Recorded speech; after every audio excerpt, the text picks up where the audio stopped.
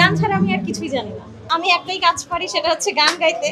তো গান গাওয়ার জন্য স্বীকৃতি পেলাম, খুব ভালো লাগছে। যদিও আমার সবচেয়ে বড় স্বীকৃতি হচ্ছে মানুষের ভালোবাসা। মানুষ ভালোবাসলে আমার মনে হয় সবচেয়ে বড় পুরস্কার। তারপরও অবশ্যই থ্যাঙ্কস জানাতে চাই স্টার বাংলাদেশ অ্যাওয়ার্ড 2025 এত সুন্দর একটা ইনিশিয়েটিভ নেওয়ার জন্য। এবং আমার সাথে যারা অ্যাওয়ার্ড পেলেন তাদেরকেও অনেক শুভকামনা জানাই। সঙ্গীতে আজকে আকিব পেলেন এখানে, তারপরে আরো অনেকেই পেলেন। তো সবাইকে আমার পক্ষ থেকে শুভেচ্ছা। এখানে গান গাইতে পারবো না, আমি কিছুক্ষণ পরে লাইভে যাচ্ছি, সরাসরি টেলিভিশনে গান শোনাবো। এখানে গান গাইতে পারবো না, এখন অনেক আওয়াজ। কবিতা আবৃত্তি আসলে ছোটবেলায় তো সবই করতাম, এটা ঠিক। কবিতা আবৃত্তি করতাম, নাচতাম, গান করতাম। তো এখন আসলে বাকি শাখাগুলোতে খুব একটা প্র্যাকটিস নেই। প্র্যাকটিস থাকলে নিশ্চয়ই আপনাদেরকে 2 লাইন কবিতা শোনাতাম। গান ছাড়া আমি আর কিছুই জানি না। সব মুভি দেখেছি।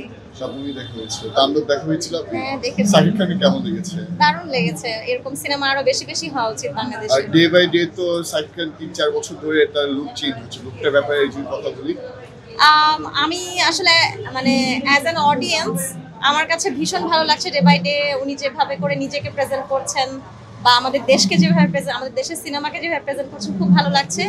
পাশাপাশি শুধু তাণ্ডব না, আমি হলে গিয়ে সব সিনেমাই দেখি।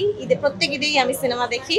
তো এই ঈদে বাকি যে সিনেমাগুলো দেখেছি সেগুলোও খুব ভালো হয়েছে। আস্তে আস্তে আমাদের আরো অনেক বেশি ফিল্ম হবে, এটাই আশা করছি।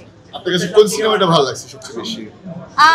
সবচেয়ে বেশি আসলে আপনি যদি বলেন আপনার কোন বাচ্চাকে আপনি সবচেয়ে বেশি ভালোবাসেন, এটা যেরকম আপনি কখনো বলতে পারবেন না।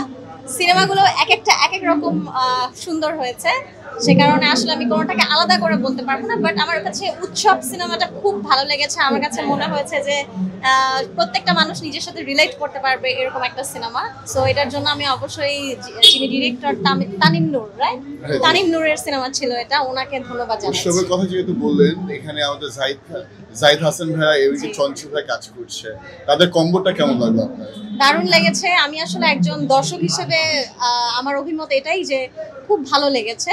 যেহেতু আমি ফিল্মের মানুষ না, আমি হচ্ছে মিউজিকের মানুষ, যদিও দুটো রিলেটেড, একটা জায়গায় রিলেটেড, তারপরেও আমি বলবো যে অ্যাজ অ্যান অডিয়েন্স আমার কাছে খুব ভালো লেগেছে।